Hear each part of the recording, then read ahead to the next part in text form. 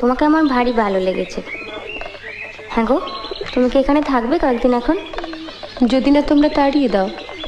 থাকলে বেশ ভালো হয়। ওই আলমারির কোনো ইংরেজি বই আমি পড়তে পারি না, তুমি থাকলে অন্তত পড়ে শোনাতে পারো। আচ্ছা, এই যে বললে বিহারীবাবুর সঙ্গে তোমার বিয়ের কথা হয়েছিল, হ্যাঁ, সেটা হয়নি বলে তোমার কোনো আফসোস হয়নি? ও মা, আফসোস হবে কেন? ভগবান যা করেন মঙ্গলের জন্য। তাই বুঝি? এই যে বছর না ঘুরতেই বিধবা হলাম, সেটাও মঙ্গলের জন্য? সত্যি?